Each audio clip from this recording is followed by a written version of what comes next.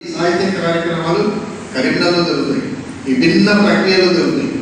అది ఇక్కడి మట్టికి ఉన్నటువంటి, ఇక్కడి మనుషులకు ఉన్నటువంటి అపారమైన ప్రేమ.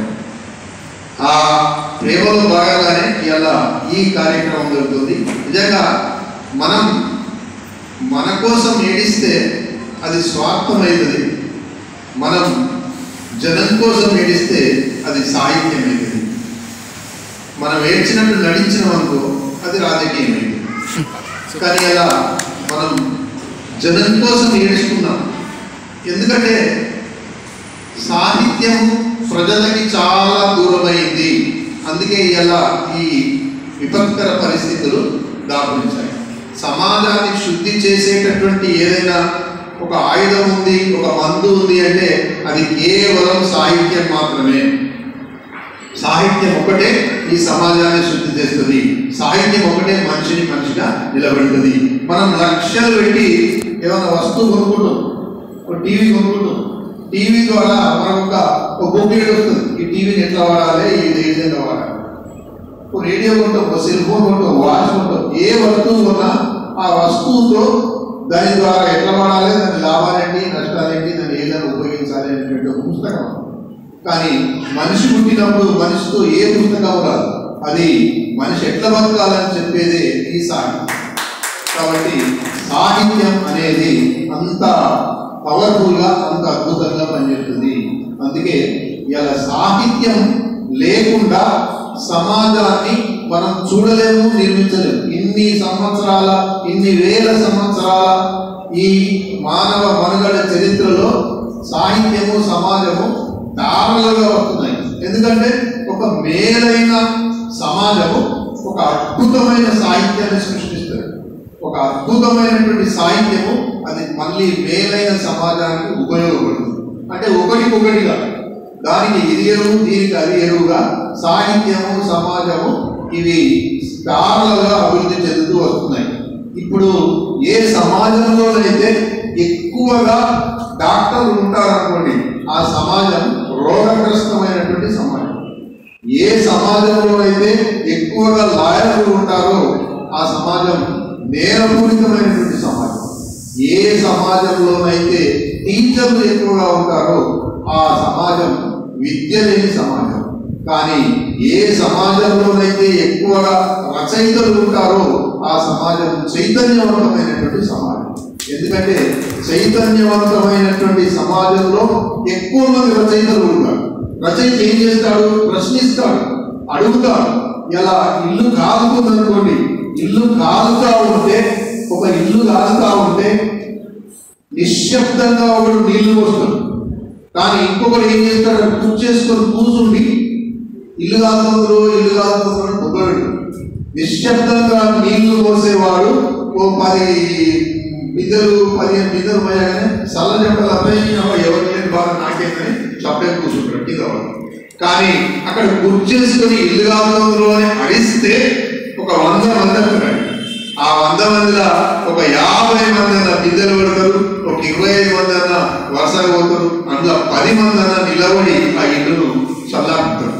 ఆ నిశ్శబ్దంగా నీళ్లు పోసేవాడి కంటే కూర్చుండి అరిచేవాడు గొప్పవాడు. వాడెవడు అంటే రచయిత. ఇలా సమాజంలో పొగబెట్టిన రచయిత ఊకోడుగా.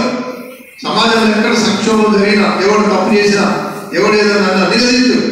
బలహీనులు వైపు ఉంటాడు, బలవంతులను నిలదీస్తాడు. ఈ సమాజాన్ని, ఈ ప్రభుత్వాన్ని కడిగి పారేస్తాడు. వాడు పక్క వాడైనా, వాడు దమ్ము లేని వాడైనా వారి కళానికి అంత దమ్ముంటుంది. కాబట్టి ఈ సాహిత్యము సమాజాన్ని అట్లా నిర్మిస్తుంది. అందుకే రాజులు ఏం చేశారు?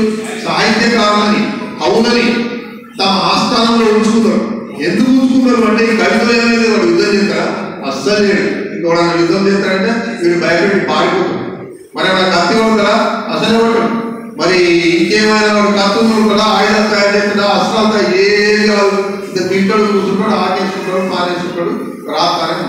మరి వీని కవులు ఈ కవులని ఈ రాజును ఎందుకు దగ్గర చేసుకున్నాడంటే వీడు కవి అయిన వాడు ఈడ లేకపోతే ప్రజలలో పోతే ప్రజలను ప్రశ్నించడం నేర్పుతాడు, ప్రజల్లో విప్లవం సృష్టిస్తాడు, రాజు తప్పును ఎత్తి తీసి నిలదీస్తాడు. అందుకే రాజు చేతి కత్తి రక్తములు వర్షించు, సుఖ విచేతి కలము సుఖము నా నాదడేలగలు యావత్ ప్రపంచము ఈతడేలగలు ఇహము పరము. అంటే కవి అనేవాడు, రచయిత అనేవాడు, సృజనకారుడు అనేవాడు ప్రజలకు చైతన్యం కలిగిస్తాడు, ప్రజలను ప్రశ్నించడం నేర్తాడు, ప్రజల తరఫున ఉండి తన గొంతుకనిచ్చి కాపాడతాడు. అలాంటిదే ఈ సాహిత్యం. కాబట్టి సమాజానికి సాహిత్యం అనేది అద్భుతంగా పనిచేస్తుంది. ఇలా భగత్ సింగ్ జైల్లో ఉన్నాడు, ఆయనకు ఉరిశిక్ష పడుతుంది. తెల్లారితే ఇంకో 3-4 రోజులైతే ఉరిశిక్ష ఉన్నది. ఆ గవర్నర్ జనరల్ వాళ్ళ తండ్రికి ఒక లేఖ రాస్తాడు, అయ్యా పిల్లాడు చాలా చిన్నోడు, పాపం ఏదో తెలిసి తెలియక ఏదో తప్పు చేసిండు, ఆయనకు ఉరిశిక్ష పడుతుంది కదా, ఆ ఉరిశిక్ష పడకుండా నేను ఒక ఉపాయం చెప్తా, దాన్ని యావజ్జీవ కారాగార శిక్షను మారుద్దాం, లేదా కొన్ని రోజులు శిక్ష పడి తగ్గిద్దాం, మీ ఊరిని తప్పైందని క్షమాపణ చెప్తాను, ఉరిశిక్ష తప్పిద్దాం, వదిలేద్దాము అని అన్నాడు. ఆ గవర్నర్ జనరల్ వాళ్ళ తండ్రికి లేఖ రాసింది, కిషన్ జీ. ఈ తండ్రి పాపం కొడుకు చనిపోతుండు అని అంటే, ఈ మళ్ళీ బతుకుండు అంటే తండ్రికి ఎంత ఉత్సాహం ఉంటుంది. ఈ ఉత్తరం పట్టుకుని టక్కన భగత్ సింగ్ దగ్గరికి వెళ్ళి జైలుకి పోయి చెప్పిండు, ఆయన బాబు అరే మంచి అవకాశం వచ్చింది మనకు, ఏం పాడైంది జర యుద్ధాలుగా సాయంత్రం సారీ నేను తప్పైంది, నేను అట్లా చేయమని ఉత్తరం చెప్పు, అయితే నేను జైలు నుంచి తీసుకెళ్తాను. కానీ అప్పుడు భగత్ సింగ్ మార్క్ ట్వైన్ రాసినటువంటి పుస్తకాలు, ఆయన కవిత్వాలు ఫ్రెంచ్ రచయిత, ఆ పుస్తకం ఆయన ఎంత ప్రేరేపించిందంటే ఒకే మాట అన్నాడు, నేను క్షమాపణలు చెప్పి బతికి ఉండడం కంటే ఈ ఉరి తీసుకొని చచ్చిపోవడం లేదు, నా చావు నా బతుకు ఈ స్వాతంత్రానికి ఉపయోగపడదు, కానీ నా గుర్తిస్తే నా చావు ఈ స్వాతంత్రానికి ఉపయోగపడుతుంది, 1000 మందికి రక్తాన్ని కలిగిస్తుంది, కాబట్టి నేను చావుకే సిద్ధంగా ఉన్నాను. అంటే ఆ మార్క్ ట్వైన్ వచ్చినటువంటి రచనలు అంత గొప్పగా ఆయన మీద ప్రభావితం చేశాయి. అది ఇలా రచయితలు కవులు రచన చేసేటటువంటి పని.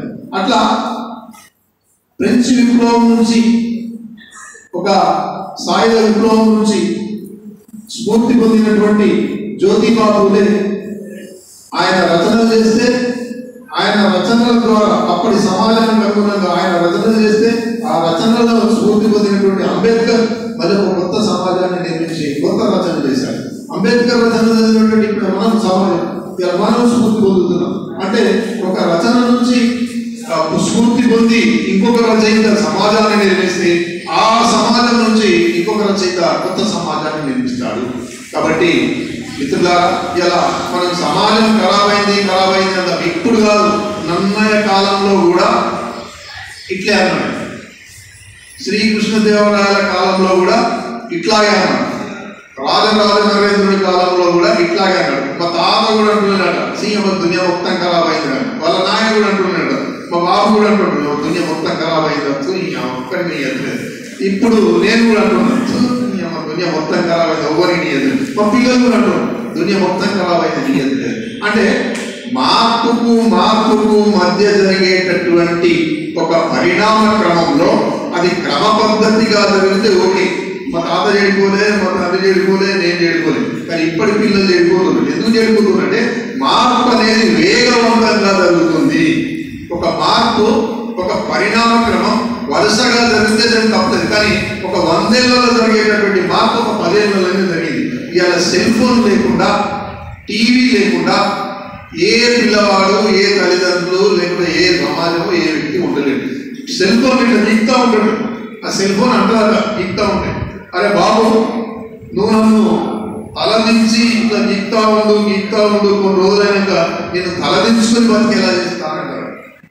కానీ అదే పుస్తకం నువ్వు ఇట్లా చదువుతూ ఉంటే పుస్తకం అంటారా, అరే బాబు నువ్వు తల వంచి నన్ను చదువుతా ఉండు జీవితంలో నేను తలెత్తుకొని బతికేలా చేస్తాను.